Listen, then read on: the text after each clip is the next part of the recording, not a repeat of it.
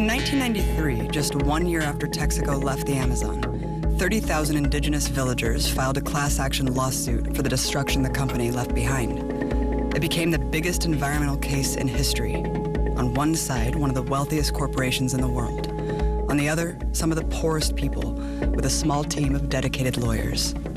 The lead attorney in that team is Pablo Fajardo, a native of the Cofán people, the community most impacted by the oil disaster, who worked in the oil fields himself while working on his law degree. He's been recognized internationally for his tireless, selfless work for this cause. I met him in his office in Quito, Ecuador, where he works surrounded by hundreds of binders of case documents. I asked him what it is about this case that has made him dedicate over 20 years of his life to fighting Chevron and their attacks. El sueño de justicia. O sea, hay un sueño por lograr justicia y eso significa mucho. Y además también hay un sueño de demostrarle al mundo de que los pueblos pobres, los pueblos indígenas, campesinos, humildes, excluidos y maltratados muchas veces, olvidados, cuando esos pueblos se unen, son capaces de lograr cosas que aparentemente son imposibles. En el caso nuestro, 30.000 indígenas y campesinos organizados en la Unión de Afectados por Texaco, UDAP, han luchado por 22 años y 7 meses ya. Y están allí. Entonces, esa persistencia, ese sueño de justicia, ese deseo de lograr que esta empresa pague por su crimen, es lo que nos mantiene con esa esperanza viva directamente, ¿no? Han pasado muchas cosas, muchos problemas, amenazas, persecuciones. Hay una presión enorme de la empresa en contra nuestra. Pero decimos, no podemos claudicar, no podemos dejar esta batalla en medio camino.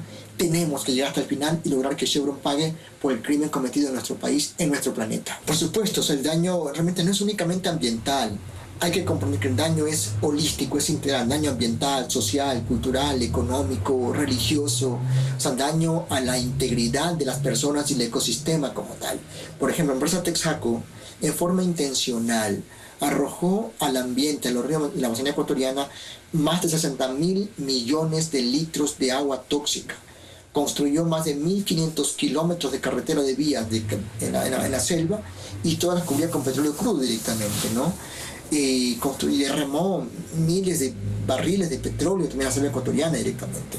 Y hay que entender que ese daño ambiental causado por Chevron, si se puede llamar así, no es un daño producto de un accidente. Recordemos, por ejemplo, el desastre de la Exxon Valdez en Alaska, por ejemplo, o de la BP en el Golfo de México, otros más en Europa. Todos esos fueron accidentes. El caso de Chevron no fue un accidente, fue una operación sistemática diseñada por la empresa para incrementar su ganancia económica disminuyendo su inversión. ¿Y qué sobre la salud?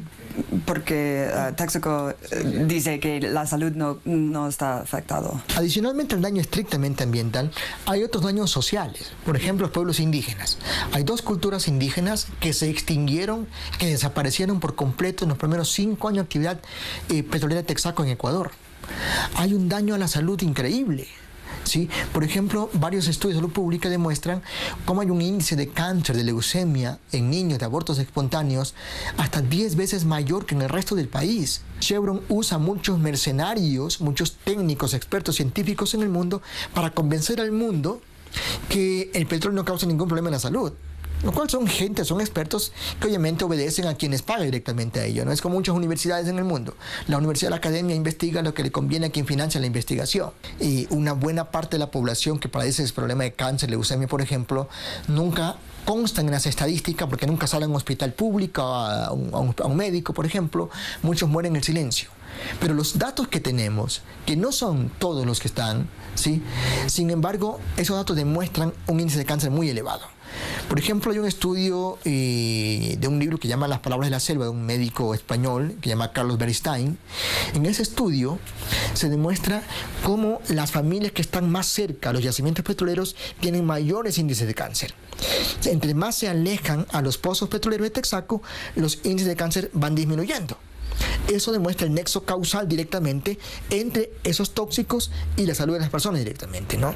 Hoy estamos en un trabajo muy grande, lo que es un diagnóstico integral de salud en toda la zona de Texaco, y estamos encontrando datos de cáncer realmente alarmantes, o sea, preocupantes, datos de cáncer súper elevados que no se comparan con ningún dato estadístico existente en el país. Yo les digo siempre, nuestras manos están tan limpias, no están sucias ni de petróleo ni de sangre como las de Chevron.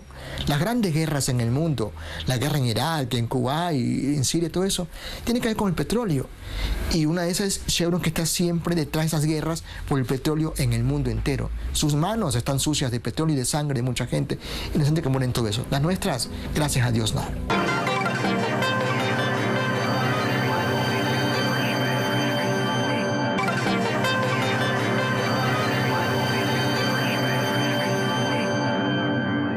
Chevron Texaco's actions in Ecuador are just one chapter in a sinister history. Texaco was part of the birth of the modern U.S. oil industry, with the discovery of oil in Texas in 1901. The reserves discovered there were so vast, a single well's daily production was higher than all other wells in the U.S. combined. Gulf Oil, Amoco, Exxon, and others, in addition to Texaco, were also born in this Texas oil boom, which propelled them to become the world's richest corporations today. Throughout the early 20th century, the marauding of oil monopolies were known to act more like criminal cartels than companies, ruthlessly snuffing out any competition. Its executives were cutthroat too. Texaco's founder was known for flying a skull and crossbones flag atop of his office building as a symbol and warning of their ruthlessness. But his hand-picked successor, Torklid Reber, was no less aggressive as an open Nazi and admirer of fascists. In the 1930s, Texaco became the first U.S. oil company to back Francisco Franco's fascism during the Spanish Civil War, violating U.S. law by secretly selling him oil. In turn, it fueled the deaths of over 500,000 people and the torture of countless others. Texaco also made deals with Italy's fascist Benito Mussolini and even Hitler's Germany, giving critical support to the functioning of the Nazi genocide and expansion. But beyond that, even hired Nazi assistants who provided intelligence to Hitler's army about U.S. cargo ships leaving for Britain. This affection for fascists was also part of their entrance into Ecuador and Colombia. Texaco was part of a mad rush by big oil to reap super profits in Latin America, wherever corrupt pro-corporate juntas and dictators opened their doors. Scoring the oil fields from Ecuador's pro-U.S. business dictatorship in 1964, Texaco took advantage of a volatile, undemocratic state. Texaco promised to use the most up-to-date drilling technology, but they didn't even use their own patented technology already standard in the U.S., and instead employed cheap, banned methods. Today's devastation in the Amazon is largely intentional pollution from these profit-maximizing tactics. Por ejemplo, Chevron tenía tecnologías más adecuadas. Sabía, por ejemplo, que debía reinyectar el agua tóxica, el agua de formación, hacia el subsuelo. Hay un libro importantísimo, año 62, del Instituto Americano del Petróleo, API, en la que indican con claridad meridiana cómo deben tratar el agua tóxica, cómo reinyectar el subsuelo para evitar que contaminen el ambiente. Ese capítulo, ese libro fue escrito por los técnicos de Texaco. O sea, Texaco sabía qué tenía que hacer para no afectar el ambiente. Pero eso que predicaba y que lo practicaba en gran parte de Estados Unidos, nunca lo aplicó en Ecuador. ¿Por qué? Por dos razones. Una, por ganancia económica ilícita, o sea, por incrementar su ganancia, disminuyendo su inversión. Y la segunda, por racismo. Chevron considera que los pueblos indígenas del Ecuador, de Latinoamérica, valen mucho menos que cualquier norteamericano, por ejemplo. La actitud racista de la empresa la llevó a cometer crímenes tan perversos como estos. Gobbling up this treasure trove in the jungle, Texaco would grow to become the third largest oil company in the world. But decades later found itself falling behind its competitors and embarrassed by public scandals, like the leaked secret recordings of senior Texaco executives calling minority employees racist terms like black jelly beans while discussing a racial discrimination lawsuit. In 2001, Chevron absorbed Texaco and its executives, creating the second largest oil company in the U.S. and one of the most powerful on Earth. Chevron's annual profits are higher than Ecuador's entire GDP, with total assets reaching $266 billion in 2015. Today, Chevron operates in at least 180 of the under 200 countries around the world, with oil, natural gas, and chemical production. When it fused with Texaco, Chevron also acquired its legacy of crimes. But like Texaco, Chevron had its own history of environmental destruction and human rights atrocities. Spawned from the breakup of John D. Rockefeller's Standard Oil monopoly, Chevron invested in vulnerable nations where sovereignty wasn't a barrier.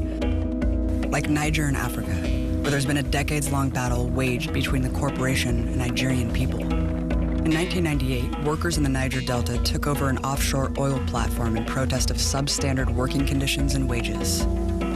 Chevron then ordered the notoriously brutal Nigerian military to crush the demonstration and even armed them with helicopters to carry out the paramilitary assault. They opened fire on the activists, killing 2 protesters and wounding several more. In 2005, Chevron wanted to invest in drilling in Burma, today Myanmar, but was prevented by laws aimed at their dictatorship. But by purchasing Unocal 76, which was already operating in the country, they could be grandfathered in. The merger occurred right after Unocal settled a lawsuit accusing them of assisting the Burmese military in murder, torture, and rape of villagers. Disturbingly, Chevron carried on the same tactics. In 2008, human rights groups exposed that the Burmese troops paid by Chevron to guard and expand its oil pipelines shot villagers, ordered them into forced labor, and violently displaced entire villages. Chevron is also under fire for similar human rights violations in Kazakhstan and African countries of Chad, Cameroon, and Equatorial Guinea. The company's contempt for human health and the environment does not discriminate to its home country.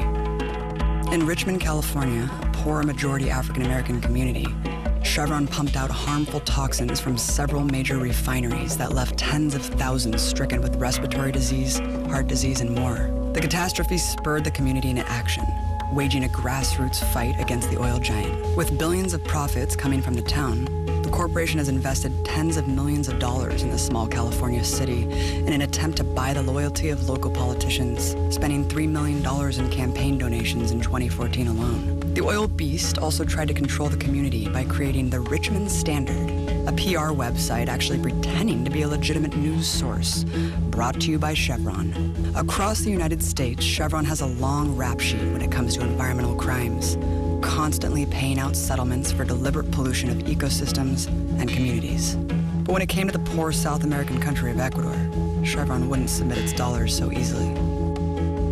When the lawsuit began, Texaco used a strategy of litigation in perpetuity to endlessly drag out the case they could hope to exhaust and bankrupt their opponents. Texaco first stalled the lawsuit by arguing that their home country of the U.S. was the, quote, improper venue. This succeeded in locking the case in litigation for 8 long years, until the U.S. sided with the corporation and threw it out in 2001. The affected residents refiled against the newly merged Chevron, Texaco, and Ecuadorian court, hoping to overwhelm their opposition with unlimited funds. The corporation deployed an astonishing 60 law firms for the case. They also invested millions in a massive disinformation campaign, using Chevron-paid scientists and fake news sites to try to control the message.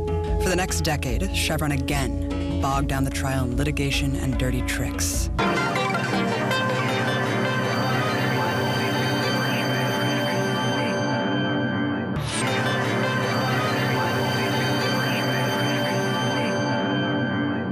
O sea, démonos cuenta nada más. Nosotros, Chevron gastó en la supuesta remediación ambiental en Ecuador, que nunca hizo, $40 millones. Sin embargo, en defenderse de este juicio ha gastado hasta ahora más de $2.000 millones. O sea, esa es la realidad. Se han gastado miles de millones de dólares en defenderse de este juicio. Entonces, cualquier persona sensata dice, pero ¿por qué no mejor pagan eso? ¿Por qué no pagan y arreglan el problema una vez? El problema es el precedente jurídico. Hay que entender que este caso no es únicamente en contra de Chevron Corporation. Es un caso en contra del sistema de impunidad corporativa global. Las corporaciones, que son quienes gobiernan a los gobiernos en muchas partes del mundo, imponen las reglas de juego, y esas grandes corporaciones ven este caso como una amenaza al sistema de impunidad corporativa que existe en todo el planeta como tal. What are some of the lesser known tactics that Chevron employed, spying, blackmail, extortion, to try to deter this justice? Bueno, hay muchas cosas, ¿no? a lo que ha pasado con nosotros. Por ejemplo, en esta oficina hemos tenido vigilancia constantemente, vigilancias, persecuciones. Yo he tenido aquí mucho enfrentamiento con gente, espías de Chevron, que vienen aquí a nuestra casa, a nuestra oficina, por ejemplo, a atacarnos, a provocarnos directamente, ¿no? En los últimos tiempos, igualmente juicios. O sea, Chevron ha planteado más de 30 juicios en contra nuestro. Yo tengo juicios civiles, penales, de toda naturaleza. O sea, hay un terrorismo jurídico de parte de Chevron en contra nuestra de forma increíble, de forma impresionante. Lo que quiere Chevron es que nosotros nos pongamos a defender en esos pequeños casos que nos plantean en todas partes del mundo y que descuidemos el caso principal. Decimos no. Si tenemos que ir a la cárcel, iremos con mucho gusto, pero jamás claudicaremos nuestro sueño de lograr que haya justicia. Mis cuentas de correo son vigiladas por Chevron y las revisan mucho más frecuentemente que yo, por ejemplo. Hay espionaje cibernético, hay espionaje físico por la gente en las calles, hay presión, hay también un terrorismo económico para que no tengamos ningún apoyo económico en ninguna parte. O sea, todas las personas, ONGs o amigos que financiaban esta lucha nuestra han sido perseguidas judicialmente por Chevron para que nadie nos apoye económicamente. Perhaps most telling of Chevron's dirty tricks in the trial was one that destroys their entire defense, that they didn't leave any unremediated oil damage. The company had its paid experts explicitly conduct sampling in Ecuador, where they were confident that they would find no oil. And if they did, they simply hid the evidence. The scandal was revealed in leaked recordings and exposed Chevron's orders to those gathering evidence. They close? Well, we might as well stop them now. Stop them. Stop them. Just, yeah, we're done here. We're trying to find a clean core and obviously didn't go out far enough. Nice job, Dave. One simple task. Who picked the spot, Renee? Don't find Who picked the spot, Renee? Yeah, that's a mixture. That's got oil in it, too. I was hoping to try to get something clean. Well, that would make yours, Dave, because you kept finding oil in places where it shouldn't have been. Other whistleblowers have attested to Chevron's extra-legal tactics. One journalist says she was offered $20,000 to become a Chevron spy against the plaintiffs. Despite its massive efforts, Chevron was ultimately deemed guilty in 2011. The corporation appealed the case again and again, but the verdict was upheld by 3 layers of Ecuadorian courts, the final in Ecuador's Supreme Court. It was a historic victory, the first time indigenous groups successfully sued an oil company for destroying their lands and their health. Chevron got off relatively easy, ultimately ordered to pay only $9.6 billion in damages, a fraction of its annual revenue and $10 billion less than what BP paid for its spill in the Gulf. But the world's biggest beasts do not submit easily. Chevron flexed its muscle as a transnational corporation, bound by nothing, and simply refused to pay. It pulled all of its assets from Ecuador and stashed the cash in other countries, where the affected Amazon villagers must open entirely new cases. And that's where the lawsuit stands today. The victims are pursuing their compensation hoarded by Chevron in Canada, Brazil, and Argentina. When the U.S. court ruled in August 2016 that they couldn't pursue Chevron's assets in the United States, another door to justice was closed for the poison in the Amazon. Ironically, Chevron's main defense for not paying reparations and cleanup has been corruption by the victims, their lawyers, and the entire Ecuadorian state. And Pablo, you actually won. You won this case. What was your reaction when Chevron said that was illegitimate? Bueno, realmente de Chevron podemos esperar cualquier cosa. O sea, yo de Chevron nunca voy a esperar una botella de vino ni tampoco flores, ¿no? Porque obviamente sabemos que nunca lo van a hacer, excepto si algún rato muero quizás, para estar seguro que lo he hecho. Sí, pero evidentemente sabíamos que iban a ser cosas de esas. Iban a buscar formas de legitimar a la justicia ecuatoriana, de atacar mucho más al Estado ecuatoriano, porque recordemos, el caso nuestro empezó en Estados Unidos, lo planteamos allá. Chevron quiso ser juzgada en Ecuador, pero sabíamos que cuando el caso ganaba en Ecuador, Chevron iba a hacer lo posible para destruir la imagen del Ecuador como tal, ¿no? Porque les conviene eso, les conviene decir que aquí no hay justicia, que todo está corrupto, que todo es putrefacto, para tratar de lograr que la sentencia no sea ejecutable. Pero, mire, sabiendo en qué estamos, quién es nuestro oponente, sabemos qué es capaz de hacer en el mundo para corromper personas, corromper gobiernos, corromper estados, corromper jueces, expertos, científicos. In addition to refusing to pay, Chevron also went into attack mode, retaliating with suits against both the lawyers of the victims and the Ecuadorian state. In targeting the indigenous victims and their attorneys, they evoked a racketeering lawsuit, normally used against organized crime syndicates, arguing that Chevron was in fact the victim and that the whole trial was some sort of scam. Chevron sought an unfathomable $60 billion in damages, more than 6 times what it owed to the Amazon. Ironically, Chevron tried to prove its charge of corruption by using genuine corruption. Chevron's star witness, Ecuadorian Judge Alberto Guerra, was actually being illegally paid an exorbitant amount by Chevron and offered a new life in the U.S. In exchange, he agreed to give the false testimony that Chevron had coached him on for 3 months leading up to the trial. Yet Chevron had another trick up its sleeve. The judge, Louis Kaplan, had a special relationship with the oil giant. A fact he never disclosed was that he was actually an investor in Chevron. While allowing Chevron to present secret witnesses, Kaplan barred the defense from presenting any evidence of the company's pollution in Ecuador. Chevron's final legal swindle was a last-minute surprise, where they dropped their demand for the $60 billion in damages. That meant that their man Kaplan alone would decide the verdict, rather than a jury. Of course, Kaplan dutifully served his fellow shareholders and ruled in favor of Chevron. Yo no puedo tolerar que bajo ningún concepto del mundo, por incrementar su ganancia económica, se sacrifiquen vidas humanas. Sabemos que la ética avanza hasta el límite del bolsillo. Sabemos que los fondos de pensiones, por ejemplo, cuando ya les toca el bolsillo, hasta ahí avanza la ética, ¿sí? Pero sí hay que corregirlo. No se puede permitir que sigan habiendo este tipo de cosas. Yo sí hago un llamado a los accionistas de Chevron, fondos de pensiones, trabajadores, universidades, jubilados y a los de capital puro, que no les pido ningún tipo de regalo ni obsequio. Les pido que sean justos, que respetemos la tierra, los pueblos indígenas, la soberanía de estados, la justicia como tal. Y les digo siempre, no va a haber, no hay en el mundo ningún prófugo de la justicia que esté como prófugo eternamente. Ese prófugo tiene que a un rato pagar su culpa. Y en este caso Chevron es un prófugo que está huyendo de la justicia, pero tiene que pagar. No vamos a descansar jamás. Tienen que comprender que su dinero, que su inversión está en riesgo. Que si su corporación, el directivo de la empresa, el señor John Waxon, gerente o CEO de la empresa, toma las decisiones adecuadas y responde y cumple y responde o vale más, respeta la ley ecuatoriana, respeta la soberanía del Estado, la sentencia judicial, eso se acaba inmediatamente y todos ganamos, ¿sí? Pero insisto, los accionistas no pueden permitir ni deben permitir que sigan cometiendo crímenes como este caso, el de Chevron Ecuador, a costa de incrementar sus ganancias económicas. El pueblo norteamericano debe saber y debe conocer que el caso de Chevron es un caso importante, que donde está Chevron en el mundo hay crímenes de lesa humanidad, hay crímenes humanos con pueblos indígenas como tal contra la tierra, que es una de las empresas que más destruye el planeta. Y no puede el pueblo norteamericano seguir siendo cómplice de esa gran corporación. When Chevron first went into the Amazon, they didn't have to worry about the sitting government questioning their criminal actions. But in 2007, the old order of a subservient state was turned upside down, a situation that Chevron and the U.S. empire would not easily accept.